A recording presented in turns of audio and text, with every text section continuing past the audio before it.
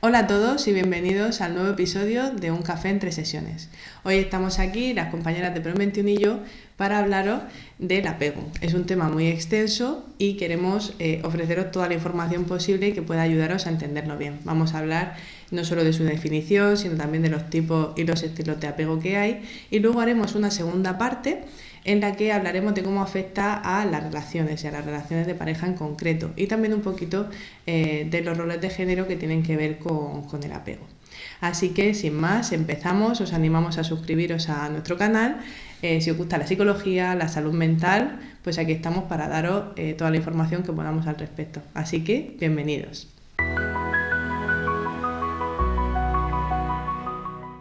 Hola a todos y bienvenidos de nuevo. Estoy aquí con mis compañeras de Promentium, con Mari, con Vanessa y con Ana Belén, para hablar sobre el apego. Así que sin más vamos a empezar. Mari, cuéntanos qué es el apego y cuéntanos qué diferentes tipos de apego hay. Vale, pues voy a empezar por la definición de lo que se refiere el apego. El apego es el vínculo emocional que establecemos con nuestros progenitores o con nuestros cuidadores primarios en la infancia, sobre los 6 meses a los 2 o 3 años de vida. En ese vínculo se desarrolla esa seguridad emocional que tenemos y que establecemos después con los vínculos en la etapa más adulta, con las relaciones amorosas, con las amistades o incluso con nosotros mismos, nuestra propia regulación emocional. Determina mucho si nuestros cuidadores primarios han sido constantes en nuestra atención y nuestro cuidado tanto físico como emocional, si han sido inconsistentes, si han sido negligentes, si ha habido abuso. Todo eso determina, pero la palabra determina parece que como que nos encasilla mucho, pero sobre todo influye en cómo luego nos comportamos y cómo nos relacionamos después con los demás. Hay distintos tipos de apego según varios autores que definen de esto que hemos comentado, según esos cuidados y esa atención tanto emocional como física, determina qué tipo de apego puedes tener y puedes desarrollar en la etapa adultez. Por ejemplo, vamos a empezar por el apego ansioso, que el apego ansioso viene cuando los progenitores han tenido una inconsistencia en el cuidado, es decir, que se han podido mostrar cuidadores en algún momento, pero en otros se han mostrado distantes y ausentes. Entonces el niño aprende que tiene que estar hipervigilante para recibir esa atención y ese cariño, y tiene un miedo profundo al rechazo y al abandono. Por lo tanto, les cuesta más regular sus propias emociones porque dependen mucho del cuidador. ¿Vale? Esto luego ya se desarrollará, ahora explicaremos después cómo vienen las relaciones amorosas, ese apego inseguro o ansioso. Luego tenemos el apego evitativo, que viene cuando pues, los progenitores han sido más figuras ausentes en las emociones, que no le han dado esa regulación emocional al niño, por lo que el niño ha aprendido a regularse de manera independiente. No quiere decir que no tenga miedo al rechazo y que no sufra, pero ha aprendido que su lugar seguro es el mismo, por lo que no necesita tanto esa seguridad de los padres. Por lo que ves al niño tranquilo, si el padre o la madre no lo regula, pues se ve tranquilo.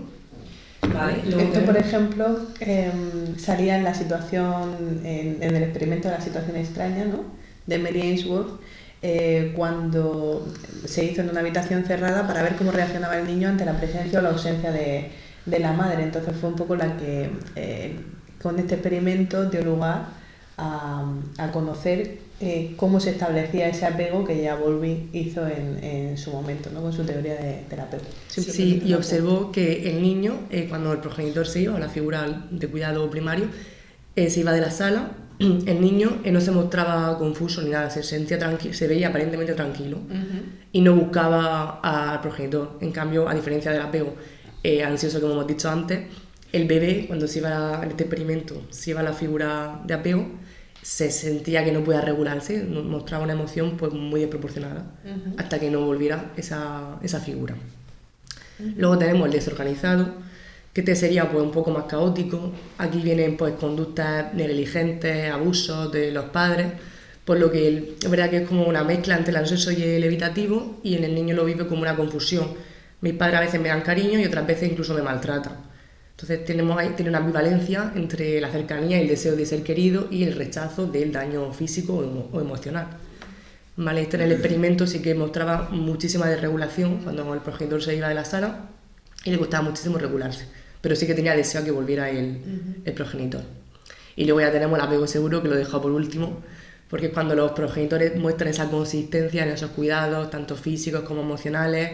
El niño sí que llora cuando el progenitor se va, porque quiere regularse con él, pero se regula rápido, está atento a que llegue o que vuelva, pero puede estar tranquilo y sabe y confía que va a volver el progenitor. No tiene la desconfianza de me han abandonado y no sé qué va a pasar, sino que confía en que va a volver. Entonces en esa parte puede aprender a regularse de manera sana con los demás y con ellos mismos también. Y luego, conforme va pasando de la crianza, cuando pasan esos 2 primeros años, ¿cómo afecta en el día a día de los niños? ¿En los niños? Uh-huh. Pues se muestran, imagino que empiezan a desarrollar ese apego de una manera más consistente, y pues los apegos ansiosos muestran confianza en sí mismos, pero desconfianza en los demás. Uh-huh. Entonces pues no confían en que los vayan a querer, no tienen ese miedo al rechazo, ¿no? En los evitativos, por ejemplo, al abandono, por eso muestra esa dependencia emocional a veces en los vínculos. Luego el evitativo desconfía tanto de sí mismo como del resto. Entonces como una persona se forma un niño en el que pues juega solo, no necesita de los demás, no muestra tampoco esa atención, ni la necesita tampoco. Y bueno, el desorganizado es un poco más caótico. Digamos que muestra ese deseo de cercanía, pero a la vez también rechaza porque no confía, porque le han hecho daño. Uh-huh. Empieza a observar eso. ¿Y algún ejemplo que se os ocurra? Bueno, ayer lo estuvimos hablando, ¿no? Hay la película esta de Rompe Ralph. Ah, sí. Que es una película de niños, una película de Disney. Sí. Pero en la segunda creo que yo veo mucho Disney, con hijos pequeños se ve mucho Disney. Y en esta peli de Ralph Rompe Internet, creo que en la segunda, llega un momento que él tiene tanta dependencia por la amistad que tiene con la niña de la peli, que llega un momento en el que se genera un virus gigantesco que va creciendo y escenifica un montón como ese apego ansioso porque la otra persona no le deje, no le abandone, le hace perseguirla hasta límites insospechados, ¿no? Entonces un poco quizás obviamente es un extremo, ¿no? Y algo llevado al ridículo, pero sí que escenifica cómo llegan a buscar a una persona con apego ansioso, cómo llega a buscar desesperadamente quizás a otras personas. Uh-huh. ¿Y del apego evitativo qué se os ocurre? Pues a ver, a mí se me ocurre Batman, ¿no? Porque digamos que en la infancia no tiene como varias pérdidas, ¿no? De sus padres, y como que de esta manera como que se vuelve muy independiente, no quiere conectar con nadie emocionalmente y no quiere ningún compañero, ¿no? De hecho va siempre peleando solo, ¿no? No quiere ningún compañero, ¿no? Sí. En el evitativo también lo que ocurre es un poco esta autosuficiencia un poco falsa, en el sentido de esa apariencia de nunca no necesitar a nadie, incluso tener la estrategia de buscar ayuda como algo incluso malo. Yo muchas veces en terapia lo he hablado con alguna persona y es un poco ese valor, esa idea al final de no saber por qué, no saber de dónde viene, pero esa necesidad de que tenga que ser todo autogestionado y a la vez, claro, eso te da cierta inseguridad de cómo es el mundo cuando consideras que solamente tú te puedes regular o te puedes solucionar las cosas. En el evitativo también se ve eso, ¿no? Un poco esa sensación de si no te fijas mucho no rascas, esa sensación de que está todo bien, de que no hay ningún problema, pero claro, luego las dificultades en el día a día que puede tener esta visión, ¿no? Puede perjudicar bastante. Como de cierta, ¿no? Desconexión emocional, ¿no? Falta también responsabilidad con el otro, ¿no? Y de alguna forma como sacarse las castañas, ¿no? De sí mismo, ¿no? Es el ansioso, a mí se me ocurre la metáfora de que pones todos los huevos en una cesta y claro, si esa cesta se la llevan, porque depende de los demás, para regularme yo, me quedo yo sin huevos, por así decirlo. Entonces genera mucha dependencia y depende de tu bienestar emocional, pues lo que otro te brinda, y a veces eso no lo podemos controlar. Claro, pero la diferencia con el seguro es que incluso cuando te lo dan, o sea, imagínate que volviendo con tu metáfora, que te vuelven a dar la cesta, sigue esa inseguridad y de ahí esa conducta un poco como repetitiva de necesitar más y comprobar y reasegurar, y luego veremos seguramente en la segunda parte cómo combina eso quizá pues entre los diferentes estilos, cómo funciona. Aunque tenga mi cesta, la pego como ansioso, voy a estar observando, voy a estar hipervigilante por si acaso me la vuelven a quitar, porque he aprendido que eso es inconsistente, que puede estar o no estar, entonces no hay confianza en que eso vaya a estar permanente como lo tiene el seguro. Y luego ya hasta qué punto, ¿no? Las conductas de comprobación, ¿no? De hasta qué punto tengo tantos huevos o cada vez voy a querer más huevos, ¿no? De esa cesta, ¿no? También. Entonces cada vez te vas haciendo más vulnerable, ¿no? Y pidiendo cada vez, ¿no? Más pruebas de amor, ¿no? Y nunca lo sacia, porque nunca es suficiente, porque tú tienes esa herida pues, de apego y no va a ser suficiente. Exacto. Sí. ¿Y algún ejemplo más que se os ocurra? Estuvimos viendo algunos, pero algunos nos rechinaban un poquillo. Sí, desde desorganizado se ocurre alguno. Ahora mismo no caigo. No, del desorganizado es que en realidad... Quizás sería algo tipo Joker y Harley Quinn. Sí, por ejemplo, ¿no? Al final una dinámica, pero eso ya más en pareja, ¿no? Pero que son de estilos desorganizados por sí mismos, que al final volvemos a lo mismo, como ese niño que ha sido maltratado de alguna forma, psicológicamente o físicamente, que ha sido abandonado, que no ha sido cuidado, ¿no? Y que ha habido un cuidado negligente por parte de los padres hacia él y que tiene ese deseo de tener a esos padres o a esos progenitores que le cuiden, pero como esa figura no está, igualmente la siguen deseando. Entonces, ahora luego lo veremos, pero claro, eso provoca que en la edad adulta vayan buscando de forma ansiosa a otras personas, pero al mismo tiempo lo eviten acercarse y comprometerse, ¿no? Que esto se ve mucho también hoy en día, pero no estamos yendo a la parte de pareja. Sí, pero mucha ambivalencia, ¿no? Entre el deseo y el miedo, ¿no? De cercanía, de lejanía, hasta qué punto me acerco, hasta qué punto me alejo, ¿no? Y entonces no son claros, ¿no? En su demanda, ¿no? De qué es lo que quieren, ¿no? Efectivamente.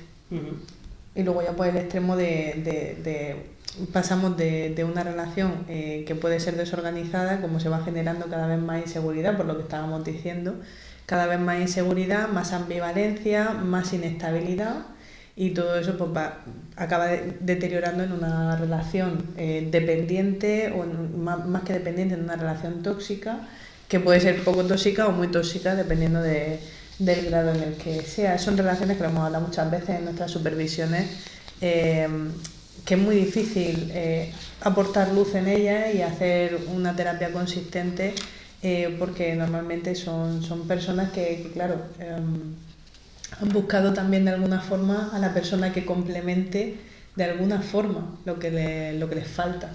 Entonces se hace muy confuso, ¿no? Esto se ve representado en las relaciones de pareja, que ya lo veremos ahora en la segunda parte, pero lo que también determina esto es cómo nos regulamos nosotros mismos, tanto con relaciones amorosas como familiares, como amistades, no es cómo me regulo yo. El ansioso se va a regular siempre desde fuera, o casi siempre, y el evitativo de manera interna, porque piensa que los demás no le van a brindar ese apoyo. Y el seguro sí que pues, tiene esa templanza entre una cosa y la otra también. Pero a mí sí que me gustaría hacer un apunte, ¿no? Aunque estemos hablando de categorías, ¿no? De apego, no centrarnos en que, aunque la infancia sea tan importante, ¿no? Y digamos nos determine o nos influya a futuro, hay que también dar un mensaje de esperanza, ¿no? De que aunque tengan cierto tipo de apego, se puede evolucionar o se puede cambiar, ¿no? Dependiendo con qué persona o cómo selecciones, ¿no? Tu entorno social y de esa manera aprender a regularse, ¿no? Cada vez mejor, ¿no?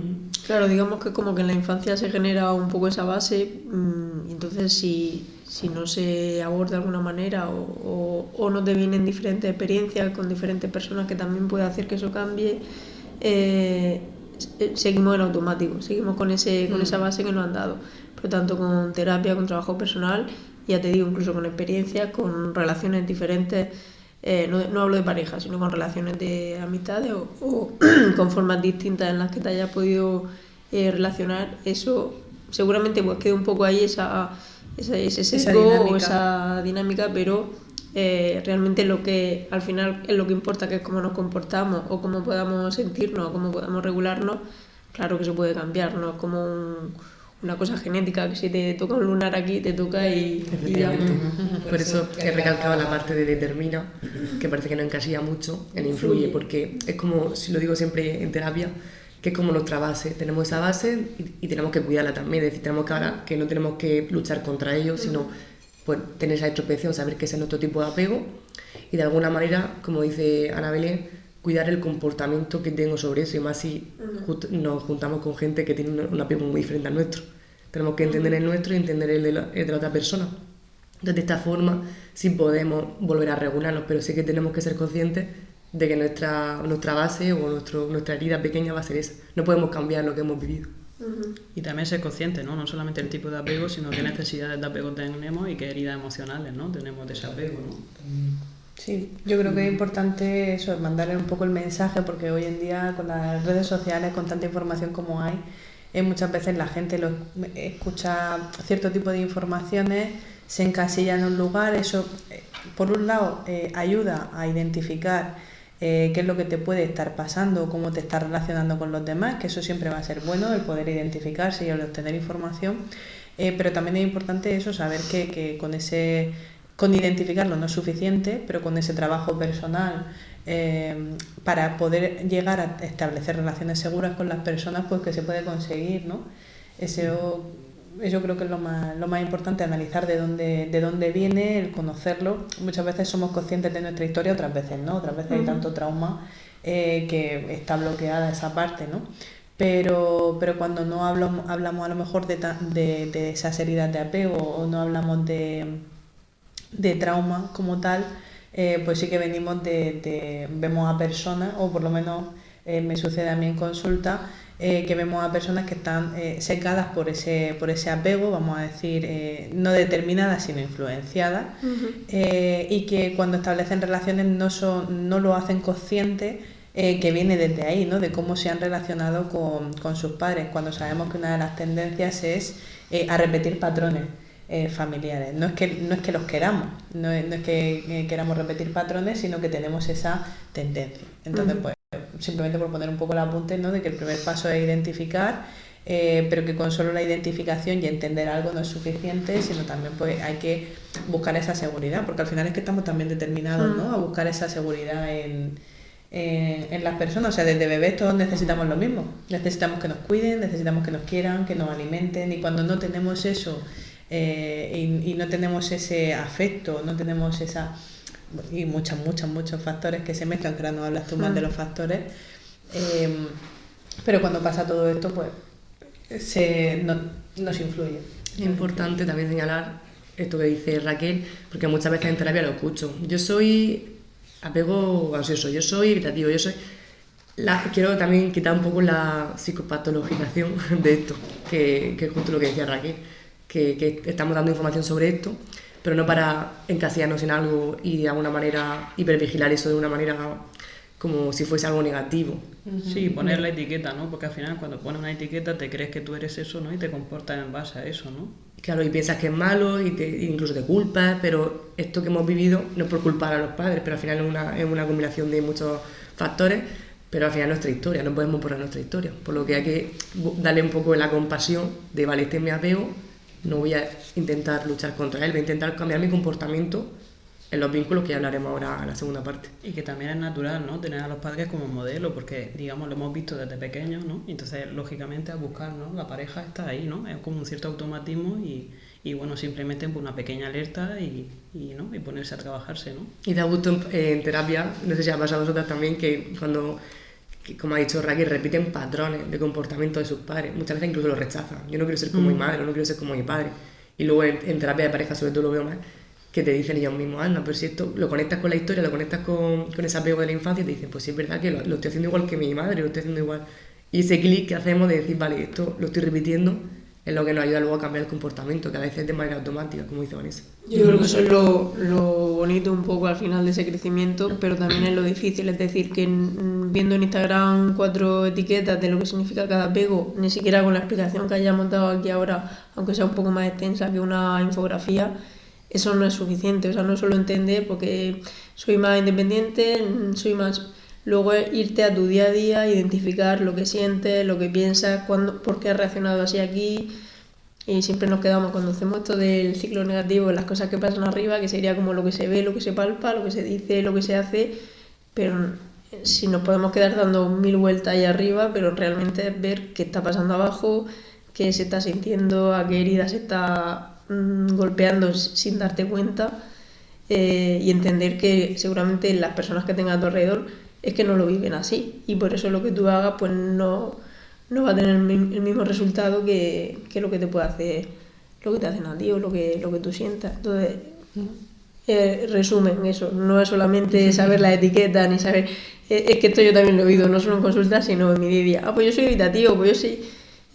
No funciona exactamente así, con saber eso y ya está resuelto, sino que está genial identificar y tener esa información, que en otras épocas no se tenían estas informaciones, pero luego saber eso, en qué se traduce, cómo puedo modificarlo, importante, se puede modificar.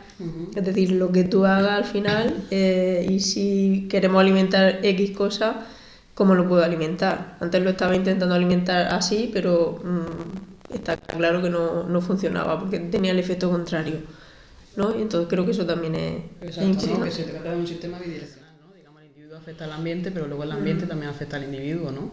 Y yo creo que de esta manera se puede ver, ¿no? Y muchas veces en pareja, bueno, volvemos un poco a terapia de pareja, en sí no es el problema, no sé, de me he dejado, ¿no?, la taza en el fregadero, ¿no? Sino todo eso que te remueve, ¿no?, por dentro, qué heridas tienes, con qué lo asocias, ¿no? Y por eso, ¿no?, si no se hace un abordaje correcto, ¿no?, de qué tipo de apego, qué tipo de herida, pues no se puede manejar, ¿no?, correctamente, digamos, lo que es el caso, ¿no? Claro. Y que no hay categorías puras como tal, ¿no? Hay veces que puedes comportarte de manera ansiosa y alguna vez evitativo, dependiendo de las circunstancias, si hay trauma, ¿no? Y todo esto, ¿no? Sí, pues lo de la taza por explicar es porque hablábamos de casos en los que esto a lo mejor quizás no se ha entendido, por eso quiero explicarlo, que muchas veces nosotras en nuestras supervisiones pues, obviamente exponemos casos para poder aportarnos y poder mejorar como profesionales y ayudar a la gente. Entonces pues hablábamos mucho de que en este caso hay veces que las parejas tienen conflictos que vienen y nos cuentan, las parejas y las no parejas, de forma individual también. Es que me ha pasado esto, que es una tontería, esa es la frase, siempre digo, voy a poner un cartel aquí que ponga no se puede decir, es una tontería. Bueno, ¿no? Pero no pasa nada. No, es una tontería, pero bueno, no pasa nada, pero nos ha llevado a que a lo mejor hemos empezado a gritarnos o que he estado súper triste o llevo 3 días llorando, pero bueno, ahora me he dado cuenta de que no pasa nada y dices, bueno, vamos a ver, a lo mejor no es una taza, a lo mejor no son los platos, a lo mejor no es algo tonto, a lo mejor es algo que te está conectando con algo más. Entonces un poco desde ahí yo creo que lo decías, ¿no? Que hay que no solamente es verlo como no solamente es esa identificación, sino saber con qué nos está conectando de nuestro pasado. Y luego tenemos que tener en cuenta que el apego es algo que se establece tan de chiquitito que ahí tampoco sabemos ¿Qué pasó? ¿No? Entonces muchas veces no encontramos explicación, o las personas cuando vienen a tratarse no encuentran esa explicación de forma lógica o racional porque tampoco existe como ese recuerdo. Más, tampoco quiero decirlo así, pero es como esa huella emocional, ¿no?, que queda. Se puede ver a lo mejor posteriormente, cuando ya aparecen recuerdos en la persona. Algo intuitivo. Los niños son como esponjas, absorben. Y también, bueno, hay estudios que dicen que incluso dentro del vientre de la madre ya conectan con emociones, si la madre está nerviosa, eso como que hay estudios que dicen que también se transmiten esas emociones. Sí. Entonces creo que el apego viene mucho más allá del nacimiento incluso, y esto, me debería decir. Y una duda, ¿esto también tendría que ver con ponerle música a los bebés cuando están, ¿no?, dentro del vientre materno, ¿no? Yo también ¿no? Bueno, ahí esa parte también tiene que ver con el poder estimularles desde que sean pequeños, como conectar con ellos y despertarles. O sea, a pesar de lo que se piensa, no porque pongan música están ahí enterándose de todo, ¿no? Ellos están en una bolsica, están súper protegidos y lo que sí que conectan mucho pues con los latidos de la madre, con los sonidos que sean fuertes o que sean muy cercanos. Hay instrumentos que ayudan a que se les pueda hablar de forma más cercana, entonces simplemente una forma más de estimularlo, pero es una forma que al final existe esa necesidad de conectar pues, con tu bebé, ¿no?, de alguna forma, y de conseguir que experimente cosas. Y volviendo a lo de la taza, que ya para ejemplificar esto un poco y se entienda también, que justo ayer tuve una terapia que pasaba algo parecido, que era que uno de los miembros decía que la otra persona no hacía las tareas de casa, tanto recoger los platos como hacer la cama, cualquier cosa. Y eso les llevaba a discusiones muy graves y al final lo estuvimos, digamos, desmesurando un poco y llegamos a la conclusión de que era porque esa persona no se sentía priorizada en la relación, sentía como que la otra persona le daba más prioridad al trabajo, a su ocio, más que a una chica, más que a ella, en este caso. Simplemente pues no hacer las tareas de casa. Claro, pero a eso no se llega viendo un post de información, se llega y tampoco escuchando solo esto. Y tampoco escuchando solo esto, se llega con muchas preguntas, cuando hacemos preguntas y te dicen esto, ¿qué preguntas más difíciles me hacen? ¿No? Eso, porque si fuera tan evidente que se ve, que a lo mejor desde fuera pues a veces que se ve un poquito más claro, pero que si fuera tan obvio, pues seguramente no traería tanta problemática. Fíjate, es que yo me gusta tener orden en mi casa, es que no solo tener orden, ¿cómo te hace sentir eso a ti? ¿Con qué se está conectando? Ya llegamos a ponerme siento prioridad, me siento que me tienen en cuenta. Sí, no me siento valorado, no me siento reconocido, ¿no? De todo el esfuerzo que hago, ¿no? De hacer la comida, hacer las tareas, de trabajar, ¿no? De estar pendiente, ¿no? De la exigencia a lo mejor, ¿no? Que nos ponemos también, ¿no? Claro. Como hombre, como mujer, de querer llevarlo todo para adelante, ¿no? Y muchas veces no podemos llevarlo todo para adelante, ¿no? Sí, pero es que incluso, porque nos estamos adelantando a la parte de pareja. Sí, sí, nos vamos todo el tiempo a la parte de pareja. Pero como personas, cuando tenemos cualquier terapia individual y preguntamos por cómo es la relación, por ejemplo, con los padres, ¿no? Y a lo mejor la persona viene con una problemática en concreto y viene y dice, pues, me está pasando esto, X, lo que esté sucediendo en ese momento. Y nosotros estamos haciendo una evaluación y en esa evaluación necesitamos también preguntar por los antecedentes de la persona porque necesitamos conocer de dónde viene, porque su historia también nos enseña pues lo que no es que determine, sino que influye en todo lo que está pasando hoy en día. Entonces, también lo cuento un poco porque es difícil para la gente entender cómo si yo vengo a tratar una cosa, por ejemplo, acabamos hablando de esto, de lo otro. Y es porque estamos conectados con nuestro pasado, estamos conectados con nuestra familia, con nuestra pareja y con todo lo que hayamos vivido de aquí para atrás. Insisto, no significa que lo determine, pero sí que en esa influencia pues tenemos que tenerlo en cuenta como profesionales. Así que si os preguntan en consulta cuando vayáis la primera vez por cosas anteriores, que no te reparo, porque al final es algo que a nosotros nos ayuda a entender la procedencia. Yo empatizo no con esa parte de, pero si yo vengo a solucionar este problema, vengo por ansiedad o vengo por esto que me pasa en el trabajo o que me pasa con mi pareja, que tiene que ver mi madre o mi padre o mi infancia. Claro, tiene que ver, siempre lo explico. Vamos a ver ese origen, vamos a ver qué cosas hemos aprendido, que tendremos que revisar y patrones que a lo mejor habrá que cambiar o muchas veces simplemente el poder procesar, ¿no? Algunas cosas según de lo que estemos hablando. Pero claro, también entiendo un poco esa sensación de estar haciendo algo que no era a lo que yo venía, pero que saber que todo está conectado y es como si nos pidieran hacer un puzzle, pero solamente un puzzle de 10 piezas con 2. Pues el puzzle al final no se termina. O sea que sí que hay que abrirse un poco y tener en cuenta que esto tiene... Exacto, y verlo no como una parte más, ¿no? Digamos, de la evaluación. La evaluación al final es muy importante porque dependiendo de qué tipo de evaluación psicológica hagamos, ¿no? Digamos, la intervención o el tratamiento vaya acorde a eso, ¿no? Entonces ya no solamente para conocer cómo se ha ido gestando esa persona y cómo se ha ido madurando, ¿no? Sino que también se trata un poquito, ¿no? De hacer una especie como de fuerzas actualizantes, ¿no? Como actualizar, ¿no? La emocionalidad vieja con la emocionalidad nueva y de esa manera poder integrar, ¿no? Y al final que la persona mejore, ¿no? Que ese es el objetivo, ¿no? De cualquier terapia, ¿no? Muchas veces lo que repito en terapia es ser irradiado, por ejemplo, a lo mejor te ha sido funcional en tu historia, porque tu padre era ausente, porque tenías que sobrevivir o era muy autoritario, pero a lo mejor ahora no te está siendo funcional, entonces reaprender cuesta mucho más que aprender de nuevo. Pues trabajar eso es difícil, es decir, cuando tenemos un patrón de conducta es muy complejo cambiarlo, pero para eso está la psicoterapia. Claro. Y quería señalar que esto es una cosa que escucho mucho en terapia, que dicen, cuando les pregunto precisamente por esas piezas del puzzle más allá de la que vienen ellos o ellas, y les pregunto por su familia, digo, ¿qué tal con tus padres? ¿Cómo son? ¿Cómo ha sido tu relación con ellos? Me dicen, normal. Y es como, ¿pero qué es normal? Define, no es por culpar a tus padres, ni por... Vamos a entendernos, no es culpar. Porque a veces creo que se protegen en esa normalidad para proteger a sus padres y además no vamos a culpar. Sino que a veces, pues, muchas veces, por desconocimiento incluso, pecan los padres también, pero no quiere decir que lo estemos culpando, sino vamos a entender por qué nos comportamos como nos comportamos. Sí, exacto, pero se trata de una aproximación desde el no juicio, ¿no? Entonces, al final, si tú le explicas que tú eres psicólogo, que no te dedicas ni a ser juez ni a ser abogado, yo creo que al final, ¿no? Así aflojan un poco, ¿no? Esos sistemas de defensa y se muestran, ¿no? O ellos Tal mismos, cual. que ellos mismos no, a lo mejor no les da gusto, no decir, pues... Se sienten mal, ¿no? Como fallándole, claro, ¿no? eso es. Para desconectar esto, pensando con ese origen, ¿no? que decíamos, de dónde viene o cómo se originan estos estilos, claro, es importante saber lo que están diciendo mis compañeras, que esto yo también lo vivo en consulta y repito, vuelvo a empatizar, o sea, porque esta persona está respondiendo así. Si yo quiero a mi padre y a mi madre, no quiero culparles, no quiero ese miedo, ¿no? De vale, pues entonces que me tengo que enfadar con ellos o tengo... No, es simplemente saber qué pasó y cómo se gestó esto.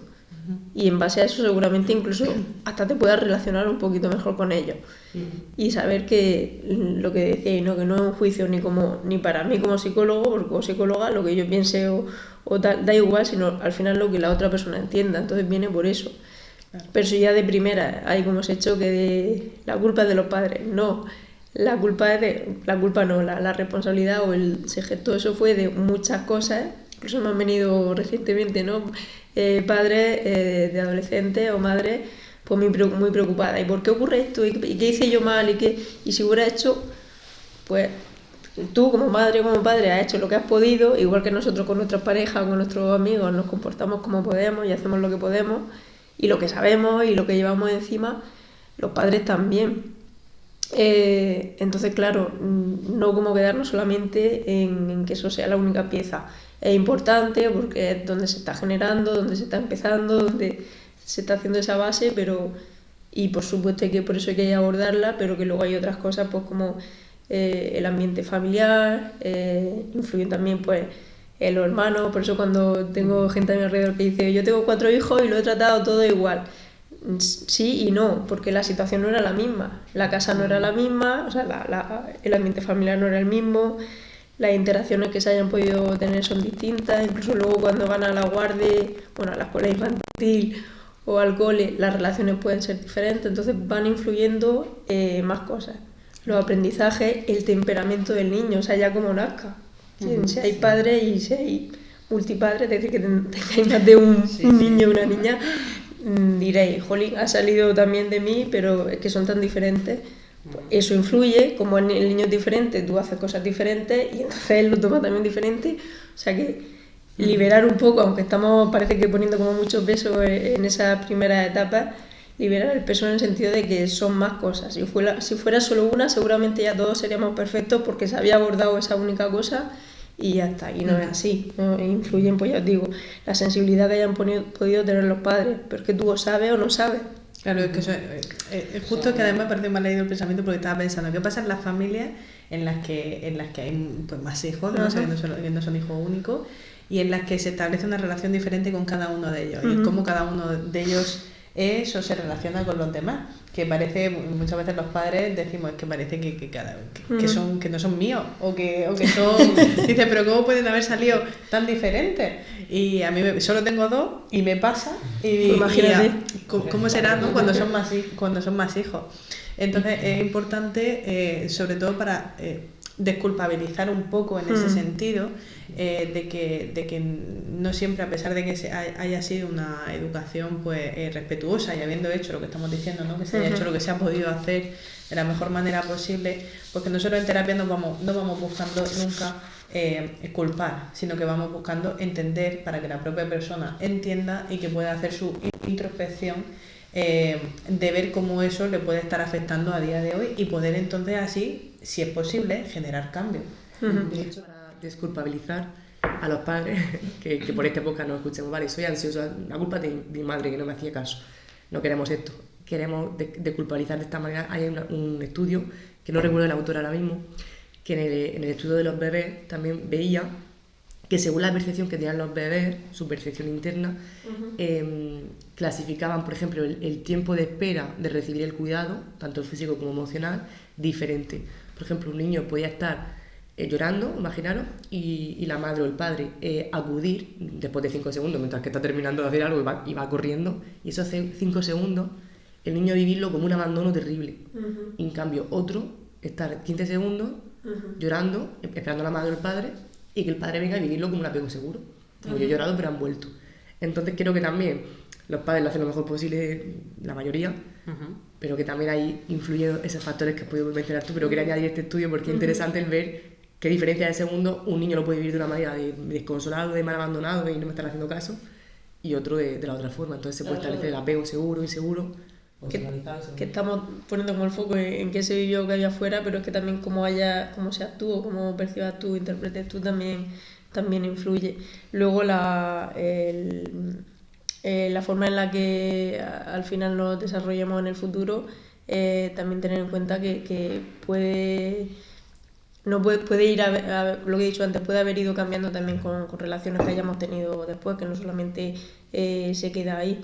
Pero también quería decir, cuando unos padres pues actúan de una manera u otra, lo que decía también es por lo que saben o lo que pueden. Si tú pues ya eres un poco frío o no sabes o no tienes esa conexión con las emociones, difícilmente vas a poder transmitirlo. Entonces, un poco que quede claro, yo hace muchos años, incluso antes de que estudiara la carrera, oí a una mujer decir, no, a mi hija no la voy a llevar al psicólogo, que seguro que me echa la culpa a mí.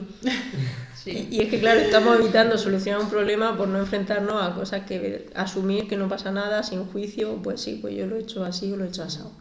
Conductas concretas o comportamientos concretos que pueden influenciar en esto que decimos, pues la diferencia entre los padres que sean un poquito más pues, atentos, no solo atentos por tiempo ni de como hipervigilancia de estar ahí, sino atentos de saber cuando el niño está de una manera, cuando está de otra.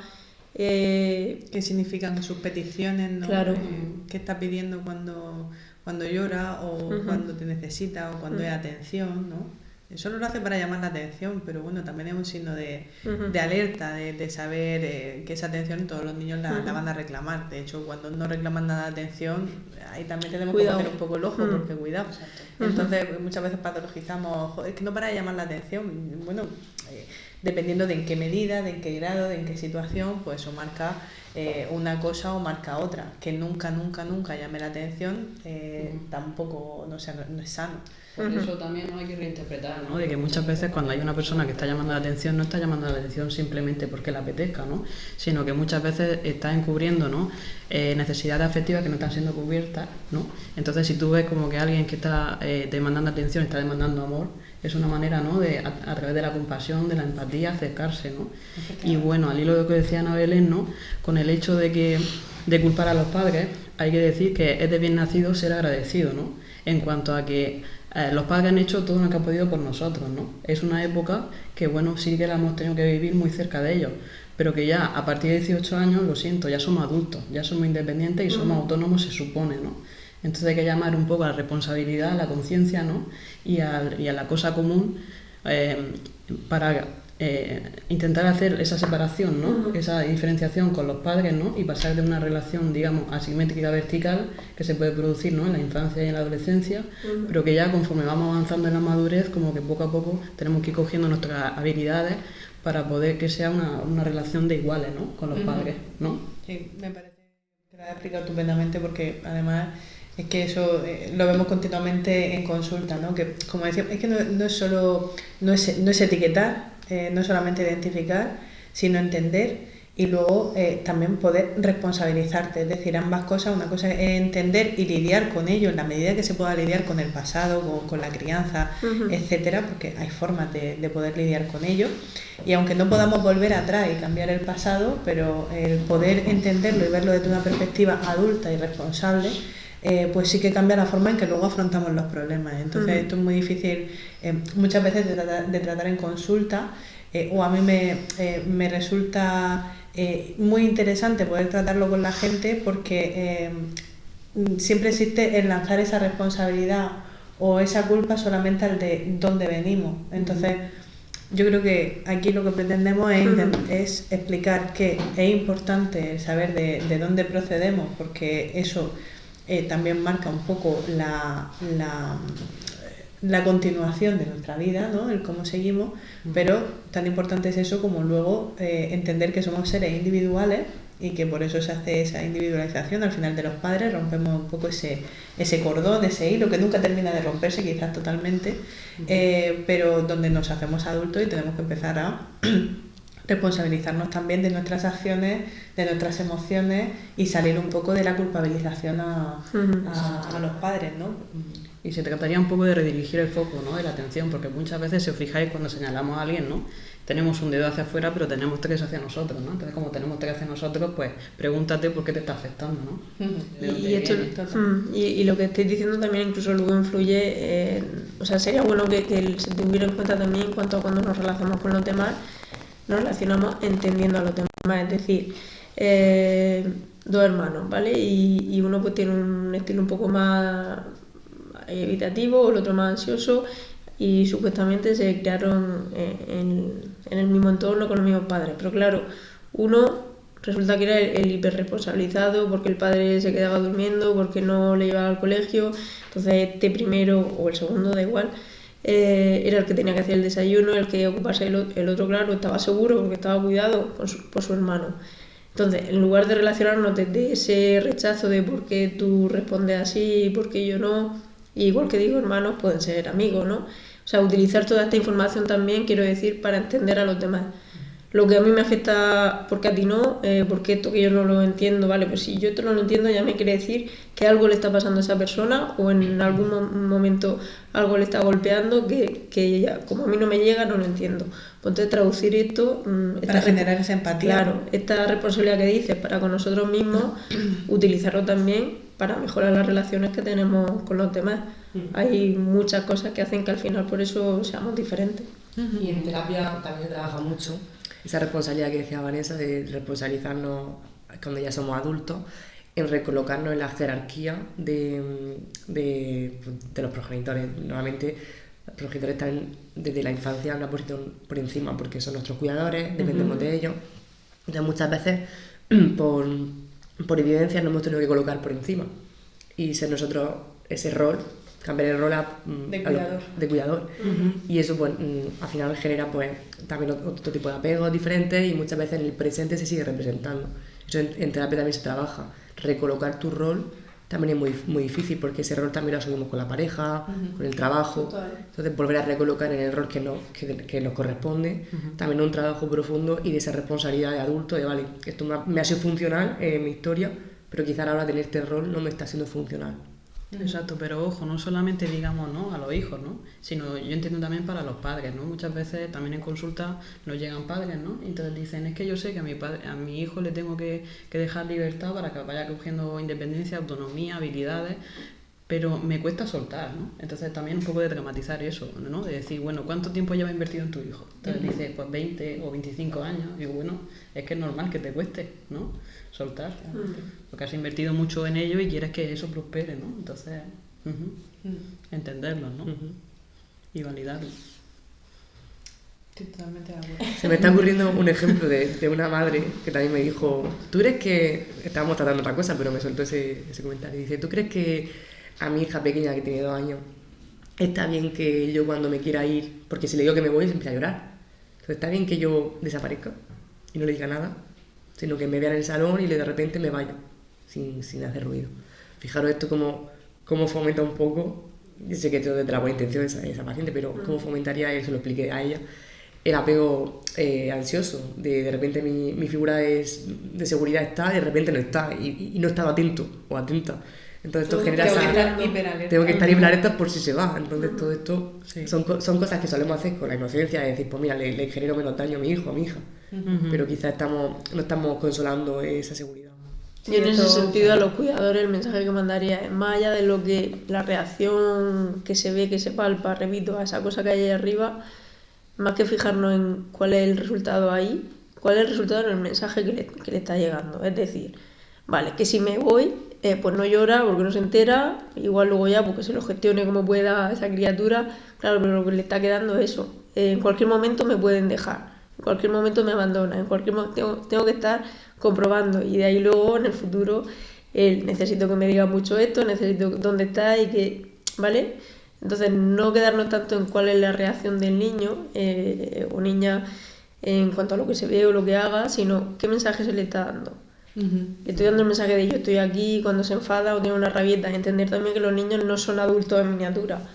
Tienen otra estructura cerebral, efectivamente. no tienen experiencia, no tienen... Entonces, no, es que antiguamente no había un poco esta pauta, este consejo. Pues déjale llorando hasta que se gestione solo. Claro, pues luego cuando sea mayor no va a pedir ayuda, no va a poder confiar en los demás. Eso da para otro. Sí.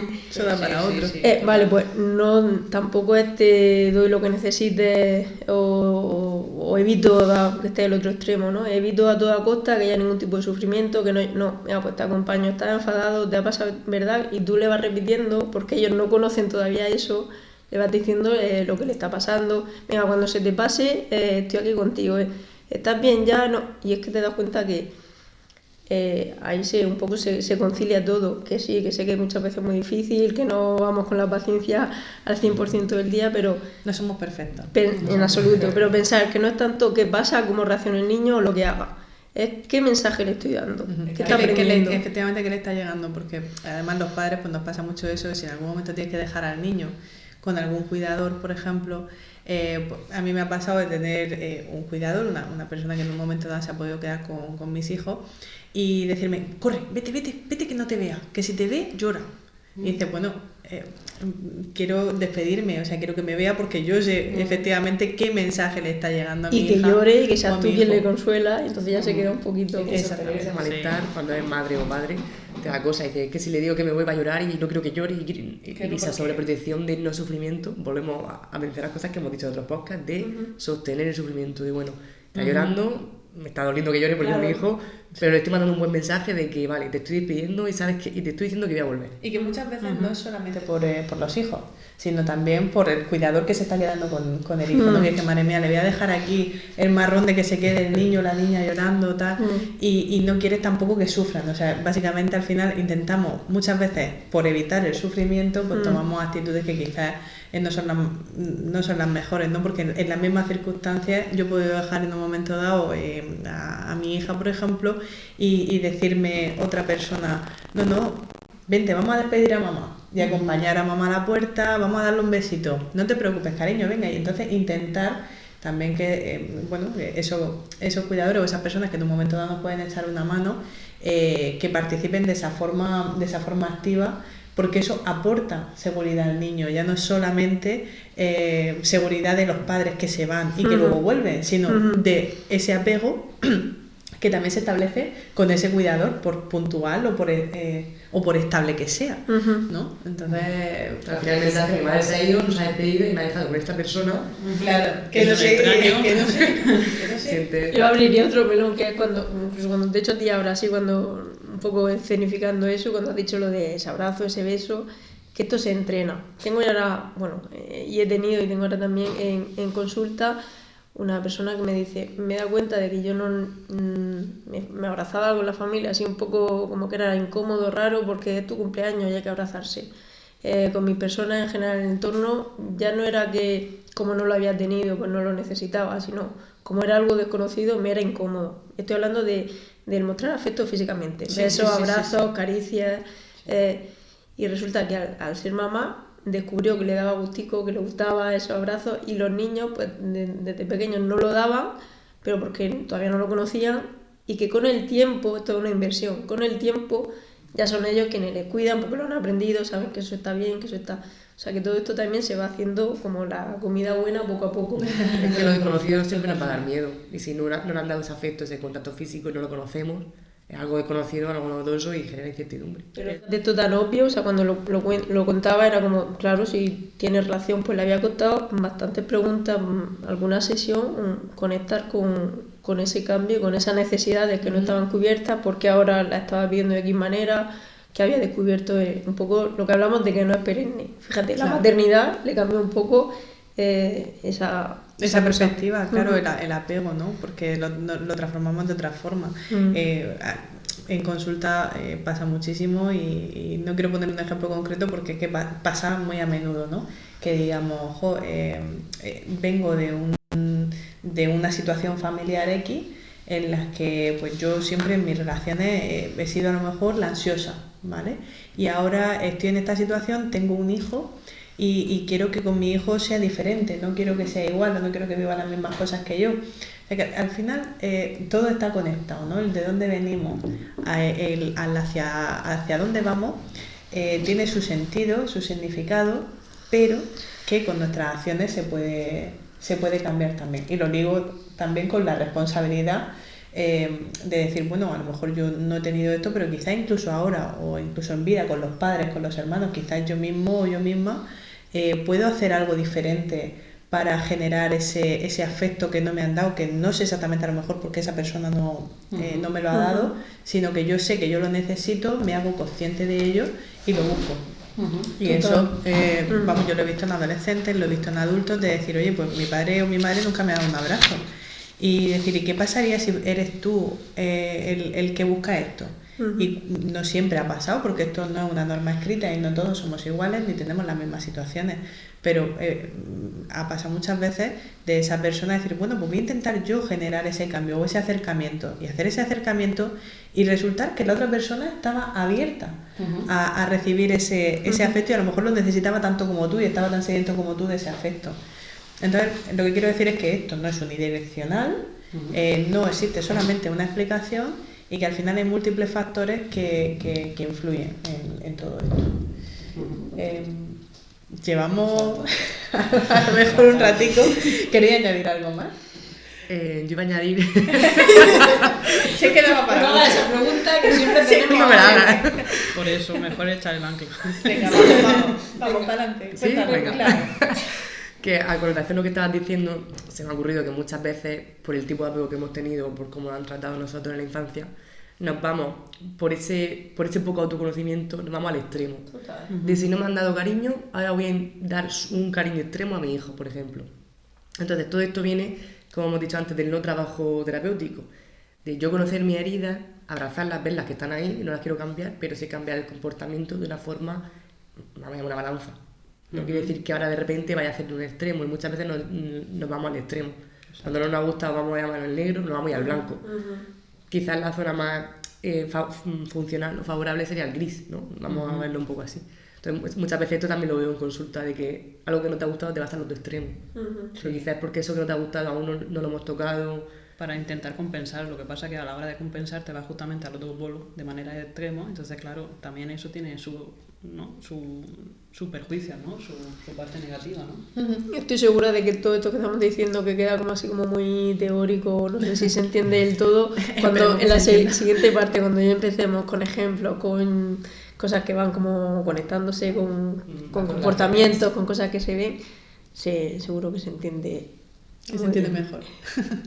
Bueno, pues hasta aquí esta primera parte, en la que hemos intentado acotarlo un poco a lo que es el apego, a su definición, los estilos diferentes que tenemos de relacionarnos, un poco el origen, los factores que influyen. Ahora vamos a hacer una pequeña pausa, y para que os sea pues, más fácil también hacer este seguimiento, pues vamos a dejarlo aquí y vamos a la segunda parte, donde vamos a tratar el apego en las relaciones generales y en las relaciones de pareja.